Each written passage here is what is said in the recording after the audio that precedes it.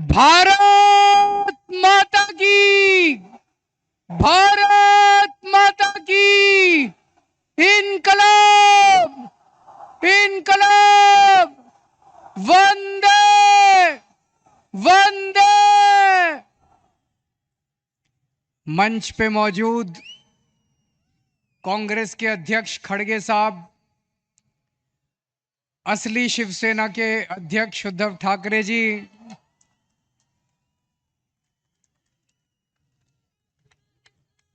असली एनसीपी के अध्यक्ष शरद पवार जी, इंडिया गठबंधन के देश भर से आए हुए सभी सीनियर नेतागण और इतनी भारी संख्या में आए हुए मेरे सभी प्यारे बहनों, भाइयों, माताओं, बुजुर्गों, बच्चों, आप सबको मेरा नमस्कार, सबको मेरा प्रणाम।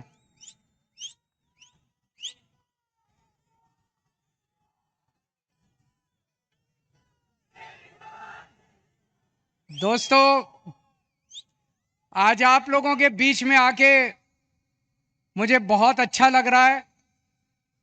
सीधे जेल से आ रहा हूं आप लोगों के बीच में।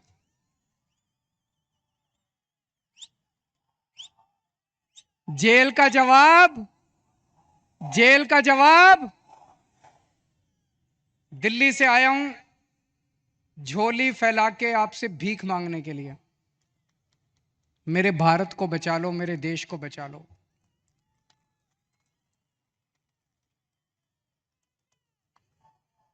हमारे देश को प्रधानमंत्री जी तानाशाही की तरफ ले जा रहे हैं। हमारे देश को बाबा साहब अंबेडकर ने एक शानदार संविधान दिया था, जनतंत्र का। जनता चुनेगी, वोट करेगी, लोग चुने जाएंगे, वो शासन करेंगे। जिनको जनता चुनेगी वो शासन करेंगे। जनता के मुताबिक काम किए। अब धीरे धीरे धीरे धीरे प्रधानमंत्री जी ये शासन, ये जनतंत्र खत्म करना चाहते हैं। मेरा उदाहरण लीजिए, दिल्ली में हमें 2015 में दिल्ली में 70 सीट हैं, विधानसभा में 70 सीट हैं। 70 में से 67 सीट, 67 सीट आम आदमी पार्टी को मिली थी। 5 साल बाद चुनाव हुए 2020 में, और 2015 में 67 सीट आम आदमी पार्टी को, 3 सीट बीजेपी को। 2020 में 70 में से 62 सीट आम आदमी पार्टी को, 8 सीट बीजेपी को। तो मोदी जी ने देखा कि दिल्ली में आम आदमी पार्टी को हरा नहीं सकते, तो मोदी जी ने एक षड्यंत्र रचा, एक फर्जी केस बनाया। उसमें मनीष सिसोदिया को, सतिंदर जैन को, सबको उसमें गिरफ्तार किया और फिर मुझे गिरफ्तार कर लिया। अगर हरा नहीं सकते तो गिरफ्तार कर लो। उन्हें लगा कि गिरफ्तार करेंगे तो केजरीवाल को इस्तीफा देना पड़ेगा, लेकिन केजरीवाल ने तय किया सरकार जेल से चलाएंगे। मैंने इस्तीफा नहीं दिया, सरकार जेल से चलाएंगे। अगर मोदी जी जनतंत्र को जेल में कैद करेंगे तो हम जनतंत्र को जेल से चला के दिखाएंगे।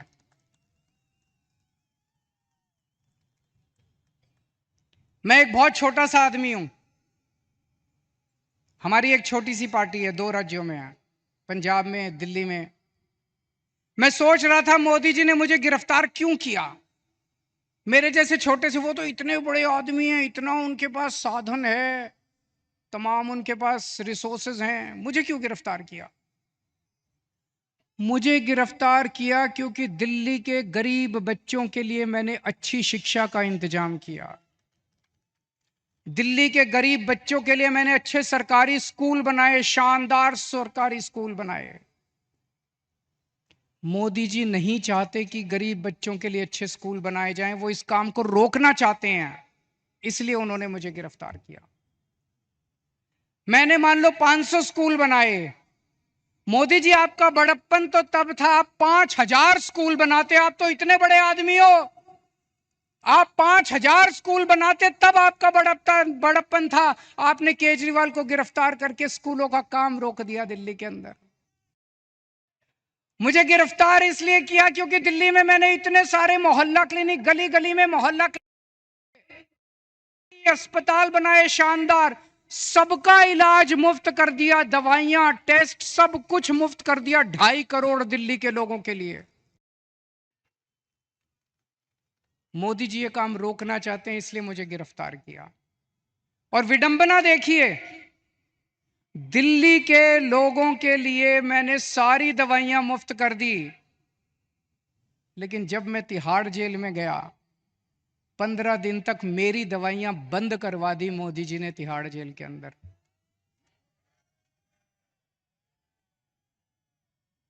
मैं शुगर का मरीज हूं 20 साल से, और 10 साल से इंजेक्शन ले रहा हूं इंसुलिन के। रोज 4 इंजेक्शन लगते हैं मेरे को इंसुलिन के, 52 यूनिट इंसुलिन लेता हूं रोज।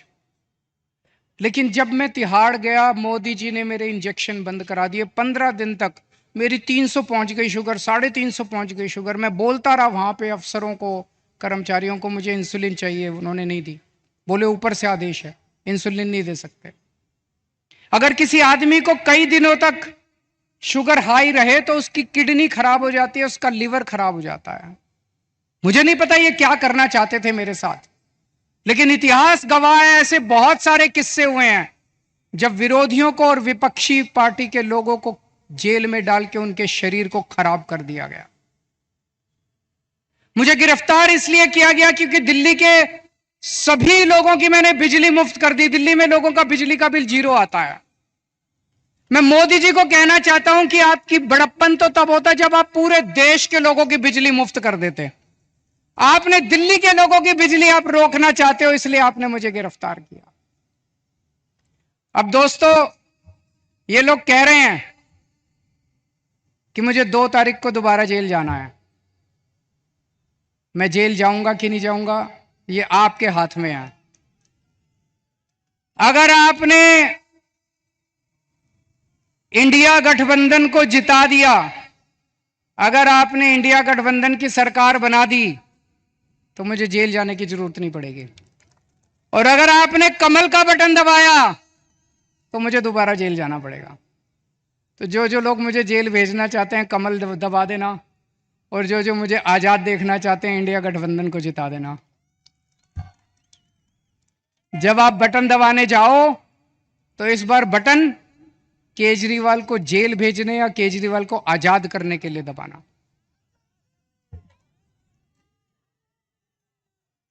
रशिया का नाम सुना है? Russia, Putin. पुतिन ने क्या किया, जितने विपक्षी नेता थे उनको सबको कैद करके जेल में डाल दिया या मरवा दिया, और फिर चुनाव करवाए।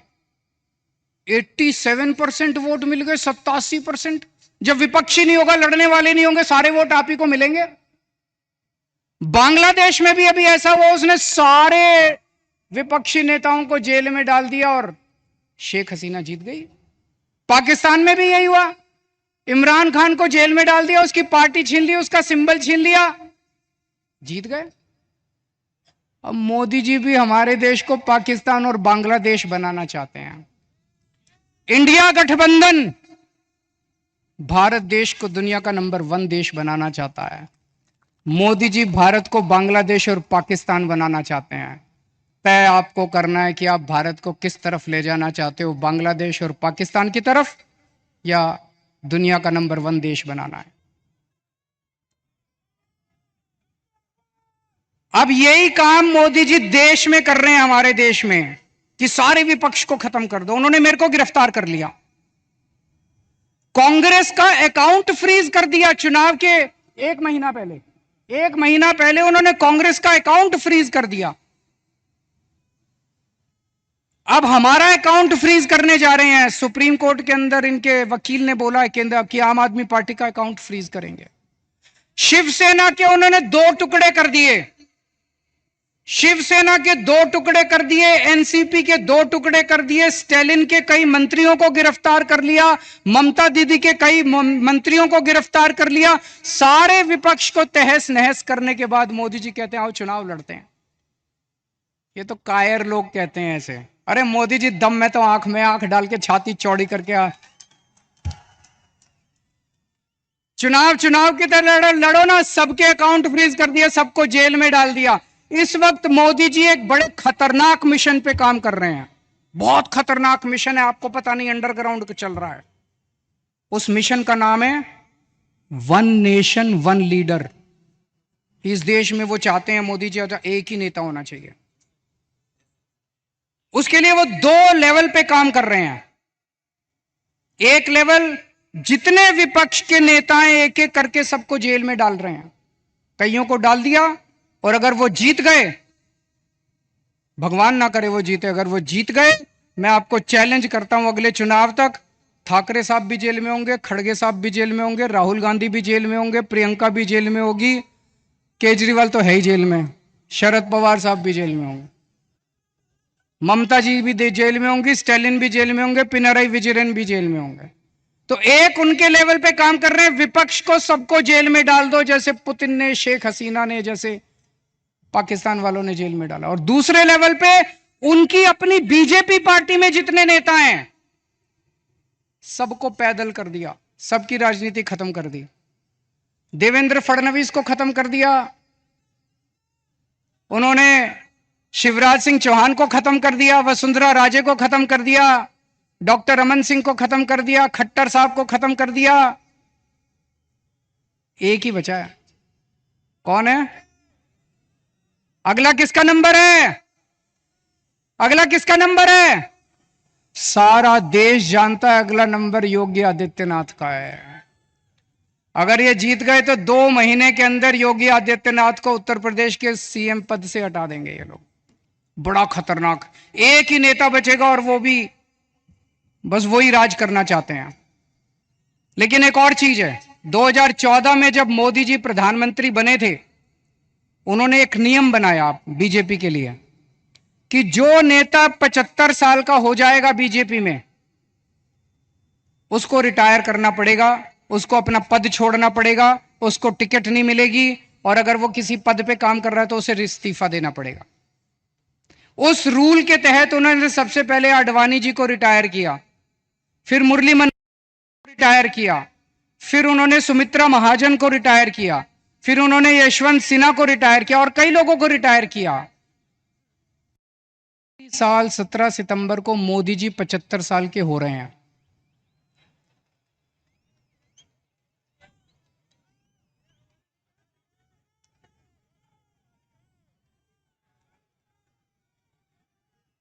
और मोदी जी ने तय किया है वो अपने बाद अमित शाह को प्रधानमंत्री बनाएंगे। मोदी जी ने तय किया है वो अपने बाद अमित शाह को तो इस बार मोदी जी अपने लिए वोट नहीं मांग रहे, अमित शाह के लिए वोट मांग रहे हैं। अमित शाह को प्रधानमंत्री बनाने के लिए वोट मांग रहे हैं। आप अपने आसपास जितने बीजेपी के सपोर्टर हैं, बीजेपी के वोटर हैं, बीजेपी के भक्त हैं, उनको बोलना अगर वो वोट डालने जाएं, ये सोच के जाएं कि वो अमित शाह के लिए वोट दे रहे हैं, मोदी जी के लिए वोट नहीं दे रहे हैं। आंख बंद कर लें और सोचें कि मोदी जी की बजाय अमित शाह प्रधानमंत्री बनने वाले। और उसमें भी जितने पिछले 2 साल से इस पे काम कर रहे हैं मोदी जी, जितने नेता थे बड़े छोटे बीजेपी के अंदर, सबको खत्म कर दिया। शिवराज सिंह चौहान को, वसुंधरा राजे को, डॉक्टर रमन सिंह, योगी आदित्यनाथ को 2 महीने में हटा देंगे ताकि रास्ता साफ हो जाए, अमित शाह बचे केवल।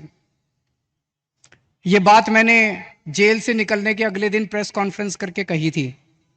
जैसे ही मैंने कहा, सबसे पहले अमित शाह बोले नहीं नहीं मोदी जी रहेंगे हमारे 5 साल प्रधानमंत्री, मोदी जी रहेंगे। उसके बाद एक के बाद एक ही दिन में 24 घंटे में इतने नेताओं ने कहा मोदी जी रहेंगे प्रधानमंत्री, मोदी जी। मोदी जी ने नहीं कहा, मोदी जी देश के सामने कह दे कि वो रूल तो मैंने आडवाणी जी से छुटकारा पाने के लिए बनाया था, मैं तो रहूंगा। या तो मोदी जी कह दे भाई मैं तो रहूंगा, पर अप्लाई नहीं होता, ये तो मैंने आडवाणी जी की राजनीति खत्म करने के लिए बनाया था, उनको रास्ते से हटाने। लेकिन अभी तक मोदी जी नहीं बोले, इसका मतलब मोदी जी रिटायर करेंगे और यूपी के मुख्यमंत्री को हटाया जाएगा। मैं देख रहा हूं महाराष्ट्र में इन दिनों कुछ ज्यादा ही चक्कर लगा रहे हैं मोदी जी। अभी थोड़े दिन पहले आए, इतनी गंदी गालियां देते हैं वो। प्रधानमंत्री को ये शोभा नहीं देता। वो पवार साहब के लिए बोले भटकती आत्मा। ये शोभा देता है प्रधानमंत्री जैसे व्यक्ति को? शरद पवार जी की, इतने सीनियर नेता हैं देश के, आपकी उनसे वैचारिक भिन्नता हो सकती है, अलग अलग पार्टी में हो सकते हैं, लेकिन थोड़ी सी इज्जत तो रखिए। 84 साल की उम्र है शरद पवार जी की, मोदी जी की 74 साल की उम्र है, 10 साल बड़े हैं उनसे, और उनको कहते हैं भटकती आत्मा। ये तो सड़क छाप बात है। वो उद्धव ठाकरे जी को कहते हैं, क्या बोले उद्धव ठाकरे जी को? नकली संतान। उद्धव ठाकरे जी को कहते हैं नकली संतान। ये कोई भाषा है प्रधानमंत्री की? इस तरह से बोलते हैं प्रधानमंत्री?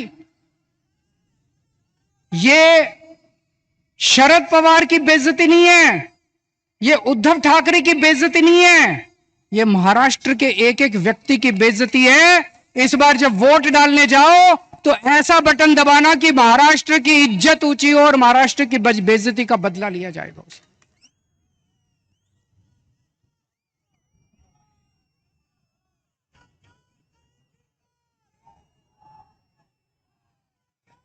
मेरे को इन्होंने 21 दिन की मोहलत दी है सुप्रीम कोर्ट ने। मुझे उम्मीद नहीं थी कि मैं जेल से बाहर आऊंगा इतनी जल्दी, लेकिन बजरंगबली की कृपा है मेरे ऊपर। बजरंगबली की कृपा है। अचानक एक दिन मैं सेल में बैठा था, मेरा 25 नंबर सेल है, जेल नंबर, अब दोबारा जाना है मुझे, आप लोग मुझे चिट्ठी लिख सकते हैं जेल में। Cell number 25, jail number 2, Tihar jail. और मेरे सेल में 2-2 सीसीटीवी कैमरे लगा दिए मोदी जी ने, 2 सीसीटीवी कैमरे हैं। 24 घंटे मेरी मॉनिटरिंग होती है। 13 अफसर बिठा रखे हैं, एक एक अफसर के पास 2-2 टीवी स्क्रीन है जिसपे मैं कितने बजे उठता हूं, बाथरूम कितने बजे जाता हूं, कितनी देर टॉयलेट करता हूं, खाना खाता हूं, टीवी देखता हूं, किताब पढ़ता हूं, क्या करता हूं क्या नहीं करता। आप सोच के देखो, अगर आपको यह पता चले कि 24 घंटे आपके हर मूवमेंट को कोई मॉनिटर कर रहा है, जीना मुश्किल हो जाता है। और 2 टीवी स्क्रीन प्रधानमंत्री जी के अपने दफ्तर में लगे हुए, 24 घंटे मोदी जी मेरे को देखते हैं कि मैं क्या कर रहा हूं।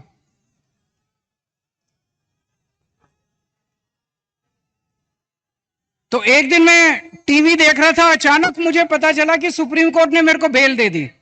मैं 21 दिन के लिए बाहर आ गया। मुझे बहुत खुशी हुई, उसी वजह से आज आप लोगों के बीच में आने का मौका मिला। लेकिन मैंने भी ठान लिया है, ये 21 दिन का एक एक सेकंड, एक एक क्षण, एक एक पल मैं देश को बचाने के लिए गुजारूंगा। 24 घंटे काम कर रहा हूं। कल सवेरे लखनऊ गया था, फिर पंजाब गया, आज सवेरे पंजाब में था, आज मैं अभी बॉम्बे आया हूं, अभी भिवंडी गया था, भिवंडी से बॉम्बे आया हूं, अब रात को दिल्ली निकलूंगा। उसके बाद झारखंड जाना है कल या परसों में। पूरे देश में घूम के मेरा एक ही लक्ष्य है, किस तरह से अपनी भारत माता को बचाना है, देश को बचाना है, तानाशाही से बचाना है। दोस्तों, मैं तो आज आपको एक ही चीज बोल के जाऊंगा। जैसा मैंने कहा, अगर इनकी सरकार आ गई तो ये ठाकरे साहब को भी, शरद पवार जी को भी, सबको जेल में डाल देंगे। तो जो करे उद्धव ठाकरे से प्यार, उसे करना होगा मोदी को इंकार। जो करे शरद पवार को प्यार, उसे करना होगा मोदी को इंकार।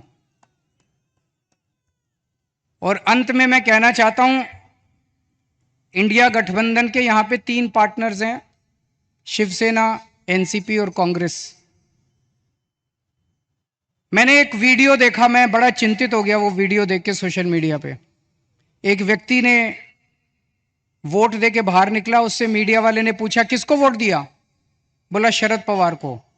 बोला कौन से निशान पे? बोला घड़ी के निशान पे।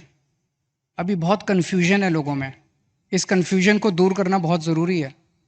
लोग, मैं देख रहा हूं, बड़ी जबरदस्त तरीके से बीजेपी को नकार रहे हैं, लेकिन अगर गलत सिंबल पे वोट डल गया तो बड़ी मुश्किल हो जाएगी। आप सब लोगों की जिम्मेदारी है, जितने लोग आज यहां आए हैं, वापस जाके अपने अपने मोहल्ले में, अपने अपने गांव में, अपने अपने पड़ोस में बोल देना कि असली शिवसेना का सिंबल बदल गया है, असली शिवसेना का सिंबल ये है, मशाल है।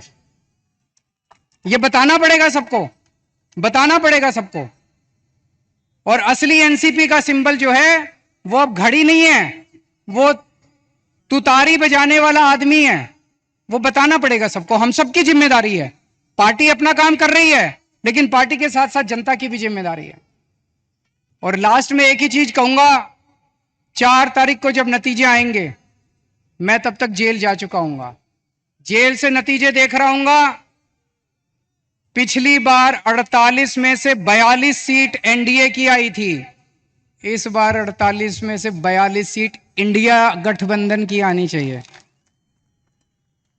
अगर 48 में से 42 सीट इंडिया गठबंधन की आई तो मुझे जेल के अंदर बड़ा सुकून मिलेगा। आप सब लोगों ने, इंडिया गठबंधन के सभी नेताओं ने, ठाकरे साहब ने, पवार साहब ने, खड़गे साहब ने आज मुझे यहाँ आमंत्रित किया, बोलने का मौका दिया, बहुत बहुत शुक्रिया। और इतने प्यार से आप सब लोगों ने सुना। आप लोग खुश रहें, स्वस्थ रखें, भगवान आपका खूब खुशियां दे। भारत माता की।